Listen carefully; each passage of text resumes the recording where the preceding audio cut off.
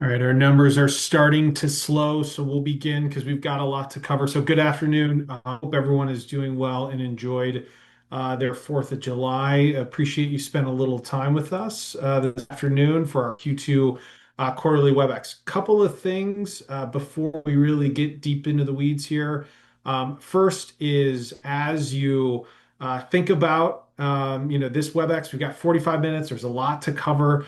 You can ask questions in the chat queue. We'll try to answer them throughout. If we don't get to them, as always, feel free to reach out to your advisor or consultant and we will get them answered. Second thing, as we begin here too, is maybe just from a nostalgia perspective, right? Looking at the content, the deck, the colors and formatting. This will be the last quarterly WebEx that we will do under the Fiducian blue, and it will be a Wellspire blue when we meet together in October later next quarter. You're still stuck with Chris and I. It's still the same people. It's still the same run. It's just going to be slightly different tone and brand. So you'll see that, and we don't want you to be surprised by it. So as I mentioned today, I'm Brad. Well, I guess I am always Brad Long, Managing Partner, Chief Investment Officer here, joined by Chris Maxey, our Chief Market Strategist.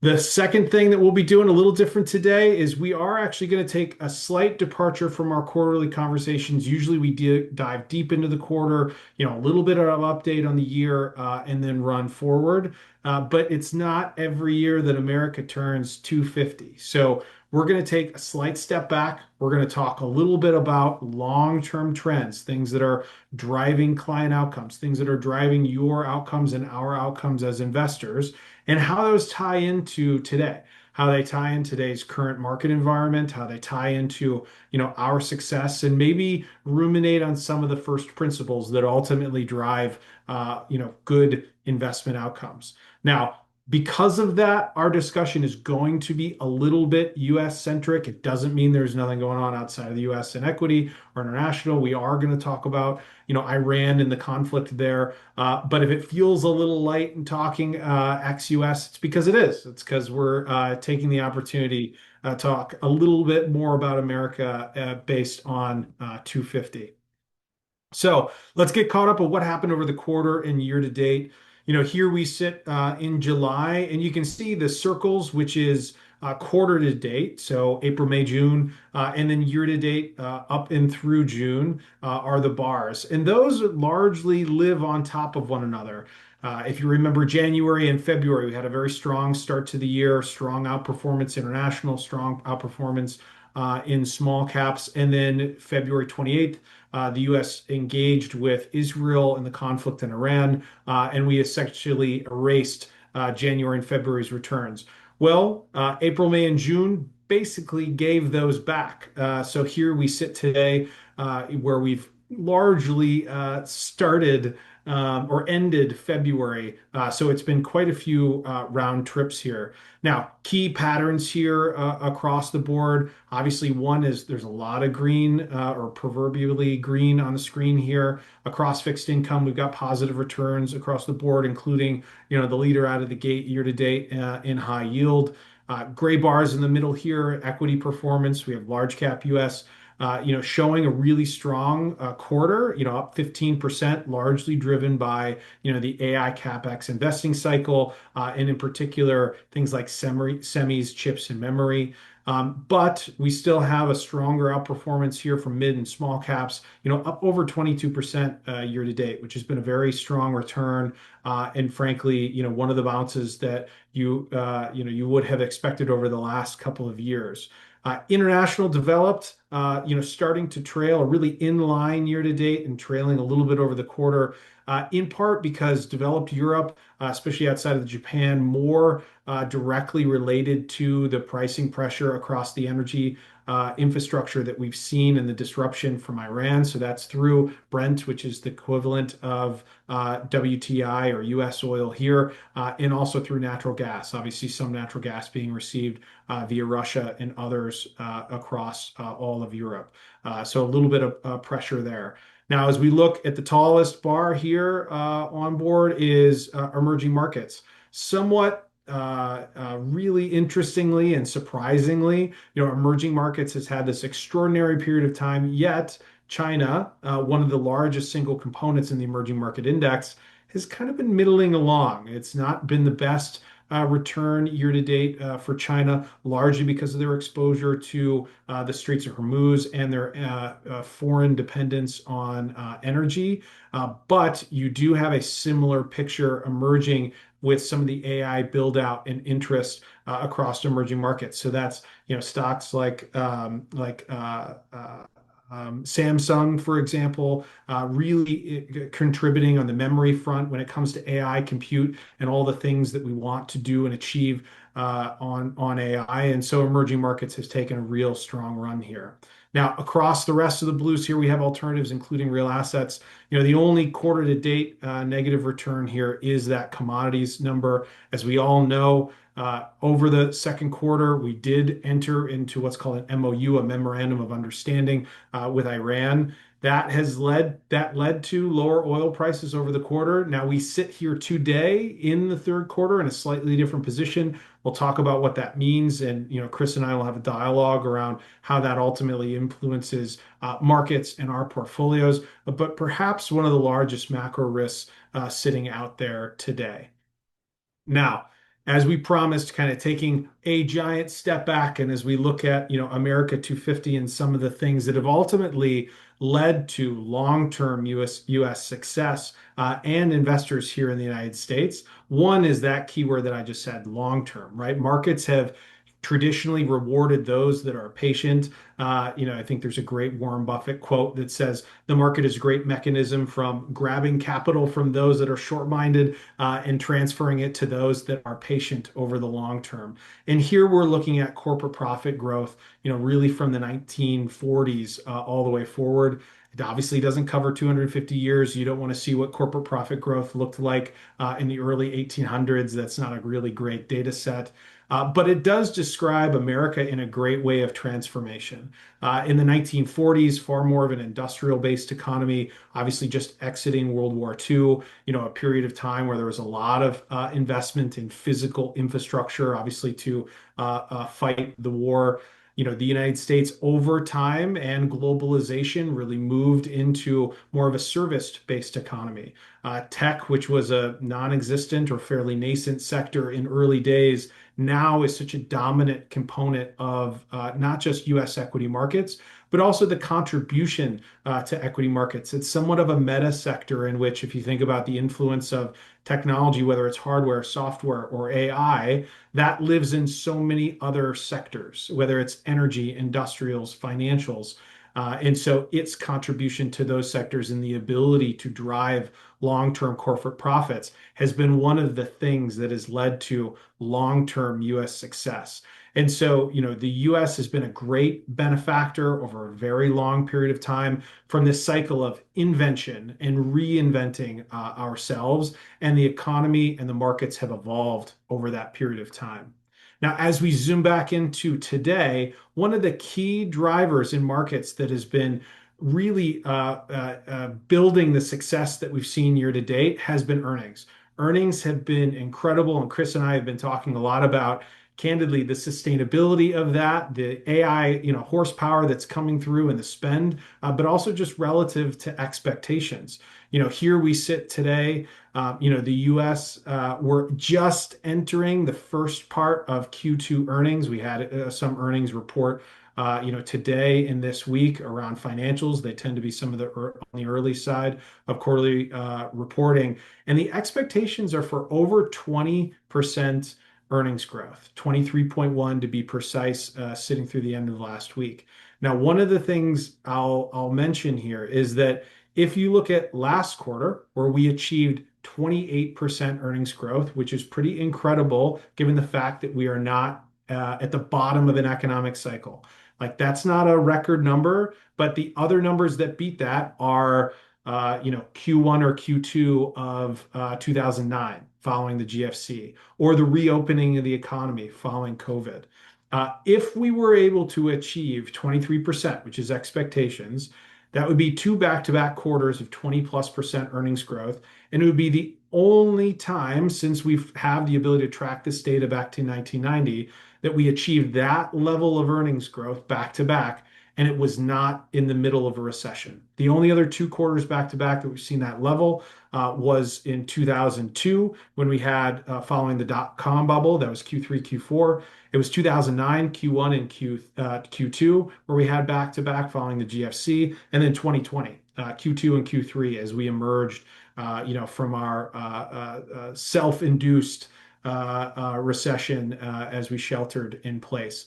So the power coming behind AI spend and infrastructure has been quite incredible. Now, as we think about AI, its influence, and candidly power, one of the things that I think we as investors are often, or we read about and we think about, is the focus on, well, AI is really benefiting tech, and tech has done well in Q2. Some of the hyperscalers not done as well year to date, but there's a lot more discussion out there around power and power constraining ultimately the growth here. This is a great study put together, that looks at the potential growth and demand of power in gigawatts over the next couple of years. Now, let me give you a little bit of context behind the gigawatt if you don't, think about power in units. 1 gigawatt is about the power production of one nuclear plant. And here we are talking about in 27, 28, 29, adding 39, 54, 66, 84. And these are obviously projections, they're not precise numbers. Gigawatts of energy and energy production over the next couple of years to power the things that we're talking about in AI and all the investment and all the excitement. And so, as we start to think about the influence of AI and spend and the hyperscalers and growth, it really hasn't just been a tech story. There have been other sectors that have benefited in earnings growth. If we look, just beyond tech, obviously tech here sitting at earnings growth year over year at 63%, a pretty extraordinary number in its own right. Interestingly enough, though, it's not the largest number on the page. Energy sitting here at over 100% earnings growth year over year. Utilities, interestingly enough, up 14%. Regulated utilities are not a space where you often think, wow, there's a lot of earnings growth coming here. And you can see the trend here. It is, if you think AI is going to be an important part of the earnings cycle and the economic cycle, you're going to need compute. If you need compute, you need data centers. Data centers need power. Power, it comes from materials. It comes from energy. It comes from utilities, right? So you can see the trend here and where the CapEx is accruing, but it's also accruing broadly. So, over time, the power coming from earnings is the thing that has really been driving markets, and something we'll get into in a little bit more here in the coming slides. Now, as we talk about kind of the good side of the cycle here, that is what's happening with earnings acceleration and the opportunity that it's allowing for us as investors. It also comes to the flip side. And as we think about, typically priced earnings here, we're displaying price to cash flow. It is what do we pay per unit of economic value? You could call that earnings, you could call that cash flow, you can call that book. There's a lot of ways to cut this. All else equal, and we've talked about this a lot in the past, higher valuations means lower forward expected return. Lower valuations means higher forward expected return. And it's important to mind overall valuations. Now, with markets moving up in the way that they have, you would think valuations have been rising precipitously. Interestingly enough, they haven't. They've been falling slightly, and that's because of that earnings growth that I mentioned that's been quite extraordinary here over the last couple of quarters. So as we look at the bottom of this chart, as we sit here, from a price to cash flow basis of north of 15%, which is where we are today, average return about 1%. Interestingly enough, Chris put this data together. He's pointing out that max number, 15% in that bottom right corner. That number didn't used to look like that. That is because the last 5 years is that number. The markets have done very, very well for a period of time here in a period of extraordinarily high valuations. So it's not to say valuations, especially on a timing basis, is something to run from, right? It is not. It's something that we need to be cognizant of, we need to be aware of, and build portfolios relative to. But it is not something that we use to say, hey, valuations are high here today. We should turn around and run. Now, with high valuations, right, we should think about total portfolio construction, the value that other diversifying parts of the portfolio provide for us. And part of that is fixed income. So, Chris, I'll turn it over to you to give a little bit of color of what's going on in the fixed income market today, and then do a bit of an equivalent zoom out on, where fixed income sits over time, the value it can create for diversification. Yeah, thanks, Brad. Appreciate you setting the stage and the backdrop just as we're thinking through the equity piece of the portfolio and what that looks like today. With the comments that you were making there, it might be surprising to people that fixed income did okay in the second quarter. And I say that primarily from the lens of growth was picking up. So economic growth was picking up, equity markets were doing quite well. And oftentimes we think that in that environment, fixed income will not deliver quite as well just because of that strength and the expectation that we're going to need an economic slowdown to happen through tighter monetary policy or other mechanisms that we're going to talk about. The second quarter for fixed income was okay, though, and that was largely a function of coupon returns having delivered. So fixed income investors were able to capture that coupon in the second quarter. And as you look left to right, whether we're talking about cash returns, tips, all the way over to emerging market debt, it was uniformly positive across the landscape. We do always want to remind people that fixed income has an important role. The last 5 years have been a bit more volatile and choppy than what I think investors had grown used to. But if we go to the next slide and you're thinking about the long-term horizon of where we're at, there's a few topics and ideas I would point you towards on this slide, just as you're thinking about portfolio construction and how it all comes together. One is that when you're thinking about fixed income and where starting point yields are, that often dictates what your future and go forward return outcome is going to look like, meaning that that initial yield is generally what investors could assume to be the ultimate return within fixed income. Now, that's broadly applicable as you're thinking about core bonds, not so much in satellite sectors like high yield or preferred securities or emerging market debt, where there are other considerations. So we're really just focusing in on the core here. But take a look over the last 6 decades that we've outlined here. Well, it's the first time in quite a while that we see our starting point yield being higher and matching perhaps a historical experience that was a little bit better for all of us. So introducing some of that downside protection and higher levels of participation, as it were. As of this morning, the 10-year Treasury yield is just above 4.5%. And as you're thinking about a core bond portfolio, the broader yield on that is just inside 5%. So that brings us back to that experience you would have had in the mid and early 2000s, not quite all the way up. There's one other observation which I think is really important here that oftentimes gets lost in the broader discourse. Sorry, Brad, if you go back just one. I just wanted to talk about that 1960s and 70s experience. We don't have a tremendous amount of data for investors to lean on in the 60s and 70s. What we do have, though, is a lot of and a pretty robust fixed income data set that tells us what happens when interest rates rise. And that's so much of the conversation right now. Are interest rates going to go higher, and what's that going to do to my fixed income portfolio? Well, if you take a look at that 1970s experience, it was still the same outcome where the starting yield dictated returns over the next decade. But as yields and as interest rates went higher, investors were able to accrue and participate more and more in that fixed income return. So that 1970s experience is important. What I will say is that these are nominal returns. They are not real returns. So you do need to take into account the fact that there was higher inflation at that point in time, like what we're seeing today, albeit it was quite a bit higher than what we have today. Nevertheless, that rising interest rate environment resulted in positive performance for fixed income investors, which goes a bit against the grain that many people assume. Now, the other thing is, and the question that will come up next is, well, where are we today relative to higher or lower interest rates? And so on the next slide, what we put together was a bit of a study looking at the Barclay or the Bloomberg Aggregate Bond Index and saying if interest rates go up by 1% or 100 basis points, or if they go down the inverse amount, what are your range of outcomes as you start to look over the next 12 months? And so we've done this exercise with smaller interest rate changes. We've also done it with larger ones. And what you'll see here is that the asymmetry that had been in place after 2008 and the global financial crisis is starting to change, meaning that the upside potential is higher than the downside that might be embedded within a fixed income portfolio.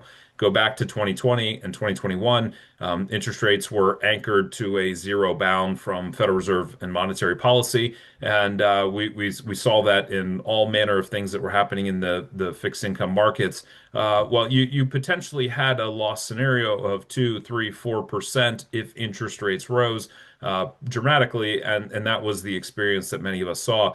Today, you now have the likelihood that even if interest rates go higher, bonds could result in a positive return or potentially a flat return as opposed to that higher loss scenario that we experienced at that time. So the dynamics and the asymmetry are beginning to shift in real time. And that's why, as we're talking about capital market assumptions and return scenarios, we've been reminding people don't forget about the fixed income in your portfolio and the role that that could play starting today going forward. You have to forget a bit about the recent past, which I know is always a difficult thing to do. So we also want to talk about each of the different fixed income sectors. And one of the important takeaways here is that as much as yields are higher, spreads are not commensurately higher across the board. And what I mean by that is that you see that the base rate or the 10-year Treasury yield is higher than it's been over the last 15 years. And so that's resulted in higher yields across all fixed income assets.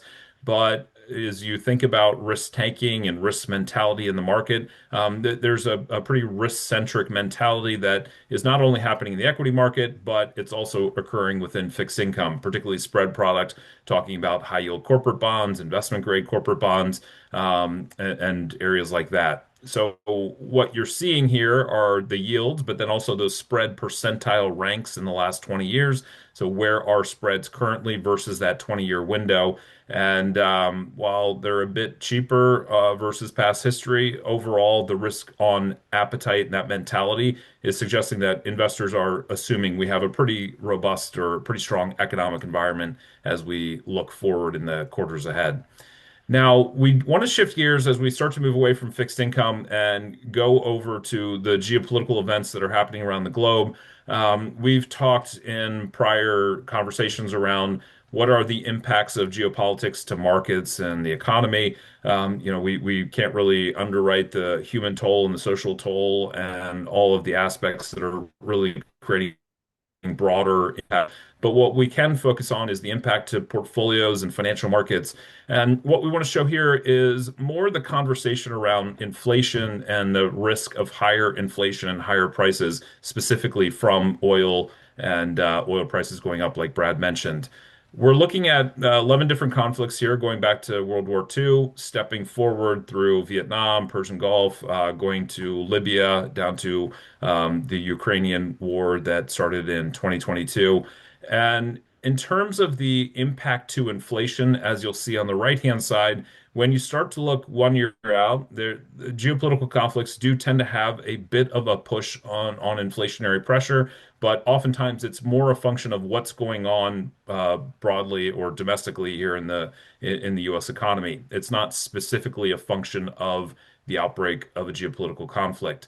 As you look at year 3 and year 5, you'll notice that inflation oftentimes comes back to where the expectations were or what that long-term Federal Reserve target is. And as you can see over the long horizon, going back to 1926, consumer prices have ebbed and flowed over time, but largely followed along a relatively linear path higher. So it's not to say that we discount any of the inflation impact that's happening right now. But it is to say that you do need to recognize there's a base effect and there's going to be a normalization as we think about that input and that shock from higher energy cost. It's certainly going to create some economic impact if oil prices go back above $100 a barrel. And we'll talk about that potential demand destruction that starts to show up. But just keep in mind that as we saw this morning with the US CPI report that came out, it shot to the downside, meaning that inflation was not as high as expected. So there's a lot of different influences as it relates to inflation. It's not simply a function of where energy prices are going. So specifically to the energy market, though, one of the elements that we want to talk about is why aren't oil prices higher? And one of the reasons is that the U.S. has been pulling inventory out of the strategic reserve and placing that on the market to ensure that oil prices don't pop higher.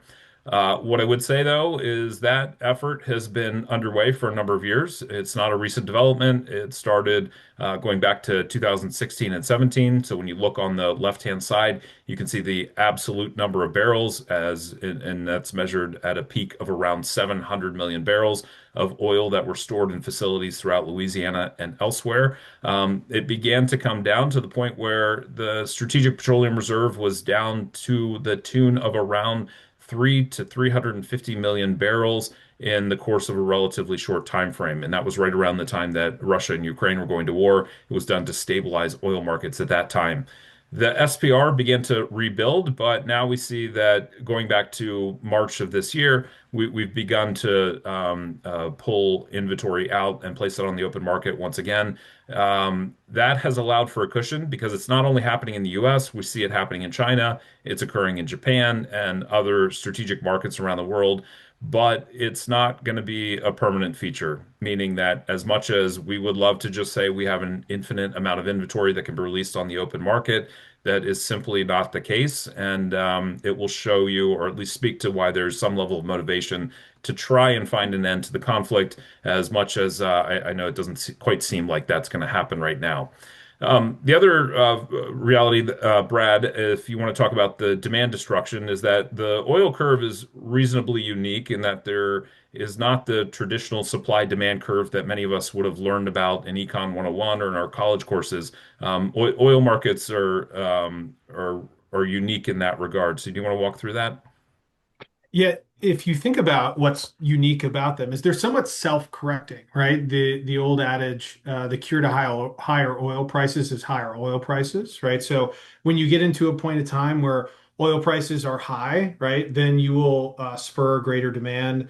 Or I'm sorry, you will spur greater production, right? More production will come on the line. Greater production eventually normalizes price, and then price moves back down.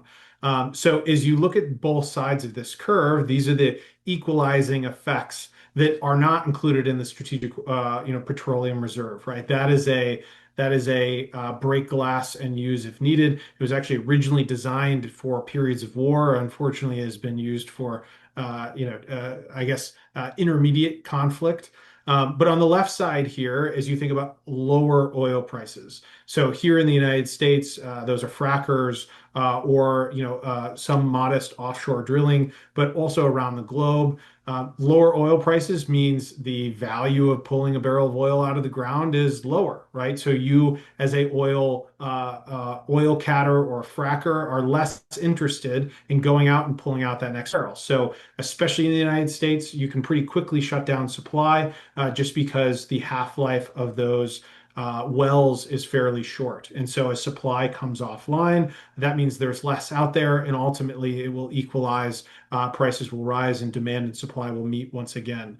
Now, on the flip side of this curve, it's probably the uglier version of kind of fixing, supply, in that you will have supply coming online, but with materially higher oil prices, that's where people will start to make different decisions, right? You get demand destruction. Here we sit, post 4th of July, but still in the midst of summer, that kind of great American road trip. If gasoline is at 5, 6, 7, $10 a barrel, people are going to make different decisions. Maybe they're going to go to, a nearby town as opposed to drive 4 or 5 hours to a different location. And that demand destruction, ultimately, the reduction of demand and presumably the increase of price, lead to greater equalization of price and demand. Now, this is one of the areas that if we continue to see conflict, if we continue to see escalation, if we continue to draw from strategic reserves, not just here in the United States, but around the globe, the proverbial shot clock is running, and that eventually the shot clock runs out. And then we will see a higher likelihood of higher inflation, certainly a higher likelihood of things like gasoline prices jet fuel prices, and then energy tends to flow through to many other parts of the economy. If you think about how most of the goods get to the United States, we're not a manufacturing powerhouse, right? We get a lot of the things that we consume or purchase from abroad. Those come on ships, they come on planes. All of those prices of freight ultimately work into the price of goods. And so you could see inflation rising up. Now, one of the good things that we have on this proverbial shot clock is that if we didn't have the earnings backdrop that we had, which is creating the economy we had, we would probably see a lot more shaking at the knees of economists around the impact from the Straits of Hormuz. But Chris, do you want to talk about some of the kind of economic upside that we've seen and how, great earnings and great corporate developments has been, kind of the blush that covers many blemishes? Yeah, and this really began in the fall of last year, and I think it's a function of one event in particular that many of us may have already moved into the back seat. But what you're looking at here is called the Citigroup Economic Surprise Index for the United States. It measures all manner of economic data points that are released and what happened in terms of the actual data relative to what economic forecasts were looking like. As you go back to the beginning of last year, you'll see that economic data has been surprising to the upside for a pretty consistent period of time. It started to flip just very briefly negative in the fall of last year before reaccelerating. What many of us have likely forgotten about because there's just so many other conversations happening is that tariff policy started to backtrack before ultimately seeing some level of turnover at the Supreme Court when that ruling was announced in January. So as tariff policy started to, at the very least, settle down, we see that corporate spending plans began to pick up, and you would have seen that economic strength across the entire economy has also picked up. That has been coincident with CapEx spending plans from all of the hyperscalers and the AI companies, and those numbers are just growing faster and faster and faster. So certainly there's an element of that too. But we see labor markets are strengthening, much to the surprise, I think, of quite a few economists. You see that retail sales have picked up. Inflation is higher than preferred, but we are seeing that it is coming back into a range that I think more folks are comfortable with. So there is economic strength at the moment. The question now, as is always the case, will expectations rise too high, and is that going to result in disappointment? We don't see that yet quite being the case because of how much momentum there is in the broader economy, how much support there is. If we'll take a look at the fiscal deficit, that continues to be quite large and is providing additional support mechanisms for the entire economy. So there are a lot of boxes being checked right now that say the strength in the U.S. economy is going to continue for the time being, and we don't see the red flags that are showing up. Brad, the one red flag that potentially, or maybe we should call this a yellow flag, is transitionary periods for the Federal Reserve always wind up being open to risks and questions, and it's happened in the past where we get a new Fed governor and all of a sudden policy changes.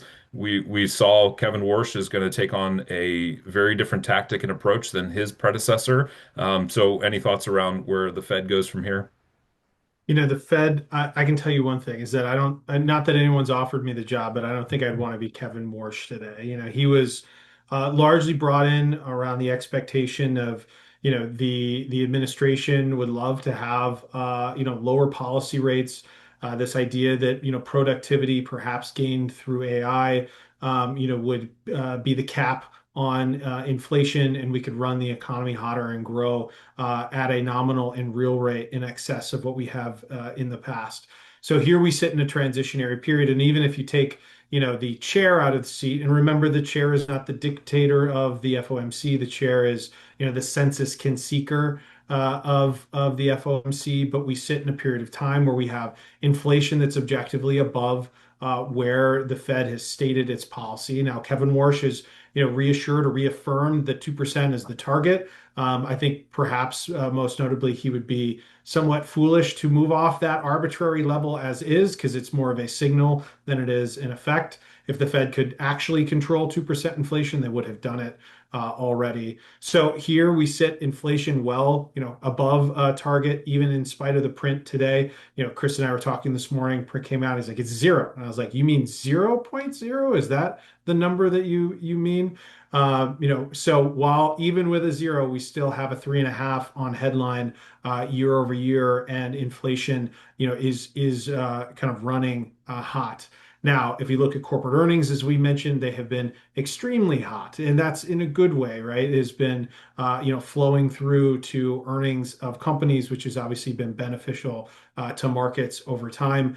The labor market went from kind of this bump along state, not receding, but not excelling, to slightly moving forward, maybe in a little bit better of position. And so while he may have been brought under one remit, he sits here in today without a very clear door or path towards lowering interest rates in a credible fashion, or gaining consensus from his fellow board members. Now, there is a behind the scenes, somewhat contradictory debate going on at the Fed. It's the size of the balance sheet. That is a phantom version of moving rates. If you expand the balance sheet or contract the balance sheet, that has equivalent effects of raising interest rates or lowering interest rates, respectively. You have differing opinions of governors, looking for different paths for the size of the balance sheet. And year to date, the Fed has actually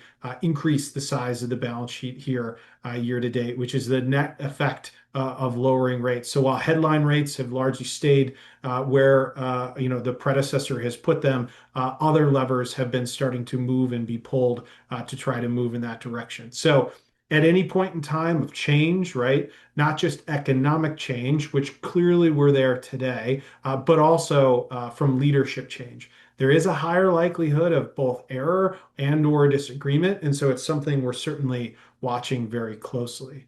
Now, Chris, one of the things that came up in the questions, and actually you and I talked about ahead of time, question came across on the level of earnings and earnings growth and expectations. Today we sit here, earnings expectations as we just enter into Q2 earnings at 23%, which is quite extraordinary. The question is that too extraordinary? Are the expectations too high? What are your thoughts and views there? Yeah, that's a bit of the question of the day. So thinking about it in the economic context that I was framing earlier, an economy that is running too hot, oftentimes economists are going to raise their forecast and beliefs in what could happen in the future, and then that sets you up for disappointment. When we're looking at corporate earnings growth right now, as you were showing at the sector level, but then also with this chart, we don't very often see the S&P 500 with earnings that are growing north of 20%. The times where that traditionally happens, as you mentioned, are coming out of crisis or when there is a tax code change, like we had the TCJA changes that occurred in 2017 and 18, and that resulted in a very strong pickup and acceleration in earnings growth. So what will happen from here is a bit unknowable. Beyond the headline earnings number, I would encourage people to pay attention to cash flow because we are seeing, at least with the hyperscalers, as they have had to increase the amount of debt, and they've had to spend more of their operating cash flow and their free cash flow on a quarter-to-quarter basis to fund the build out of AI infrastructure. That's caused the amount of free cash flow that was previously available and running quite positively to start to get closer to neutral. And it may, before much longer, start to turn negative, meaning that those companies are having to issue additional debt. They're having to issue additional equity and shares and bring additional supply into the market. I think even if you begin to see earnings disappoint below that 23% expectation for Q2, we're still talking about an environment where earnings are really strong. And so we have to keep that in mind. Markets are going to come back to fundamentals. So as much as there's that geopolitical risk overhanging the market, as much as there is concern about the Federal Reserve and the transition of power, the S&P 500, the US stock market, global stock markets, they come back to fundamentals. And if earnings are growing anywhere north of 10%, that is a great market environment, and it's going to be very supportive of where the stock market goes from here. Are expectations too high? Remains to be seen. I think we'll find out before much longer, though. Yeah, we'll find out in about 3 months' time as Yeah. we take a final accounting of earnings. It certainly is a unique period in time to see if we close in double digits, it'll be the seventh straight quarter of double-digit earnings growth, which again is pretty extraordinary outside of a time of recession. And if we do close, 20+%, really the only time outside of recession to see that. So quite incredible. I pulled through many of the questions. I don't think we have anything else that we haven't gotten to, thus far. And I know that we're about 4 minutes from, expiration here. So in final thoughts and a couple of closing comments here. One, again, zooming out in America 250, the United States has shown its incredible resilience of invention, reinvention, and opportunity, both in the economic sense and the market sense. And going back to that quote of transferring capital or money from those that are impatient to patient. Chris's point being, hey, if we don't hit 23% in expectations, sure, you might see some market volatility, but God forbid, if we're growing 15% earnings, that's a pretty good environment. And so look through the short term towards the long term, be patient, and often you're rewarded over the long term. Earnings are the bright spot here today. They are the ones that are covering up some of the things we haven't even talked about on this call. Chris, you just barely mentioned the Supreme Court shifts and tariffs and the war in Iran. Like, earnings have just painted over the top of that, and that's been a pretty unique environment and fortunate period of time. That has led, the corporate profit has led to that robust economy. And it's given us that longer, shot clock, if you will, for resolution here in Iran. As we spent considerable amount of time on the previous call, we do think that there's a large, motivation factor to find resolution to get back to the negotiating table on an MOU. Perhaps one of the most underpriced things. I think the market just looked at MOU equals resolution. It is a forward discounting mechanism, but maybe got a little too Pollyanna on how far apart we are. But with midterms nearing around the corner, the unfortunate demise of some senators and putting greater question into election and seats. The current administration is highly motivated to seek resolution in Iran. They do not want to see $5, $6, $7, $8, depending on what part of the country you are, at the gas tank. That shows up on the second Tuesday of November. And so, it is important that they want to get that completed before the midterms. And so they're highly motivated to do so. We are in this period of high valuations, which, ultimately we do know tempers long-term return expectations. But on the flip side, we sit in an environment where starting yields and fixed income are attractive. If you look over any reasonable or long period of time, they do provide A, ballast relative to some of the risks that we're talking about, and B, what we consider to be fairly reasonable, both nominal and real returns, depending on where inflation moves from here. And so fixed income, albeit flat, or unimpressive year to date, over more reasonable periods of time, can provide great ballast and reasonable return. And then we get back to the Fed. Expect to hear more noise from the Fed as we get these oscillating energy prices moving up and down. Kevin Warsh is going to have to tap dance around this idea of wanting to move rates lower, but maintaining credibility and seeking, if not consensus, at least mathematically majority of FOM members to make any type of policy change. And so in this period of change, both economic and board structure from leadership from the Fed, we'll obviously be watching closely for the net impact. With that, we realize we threw a lot at you. We hope you have a great rest of the summer. We will be back next quarter, again, under a slightly different banner and slightly different colors, but you'll be stuck with Chris and I again. We're really actually excited as we near the end. We'll be getting to our outlook, CMAs, portfolio construction, where we go from here and next. And there is a lot going on. So Thank you all. Enjoy the rest of the summer, and we'll talk to you soon.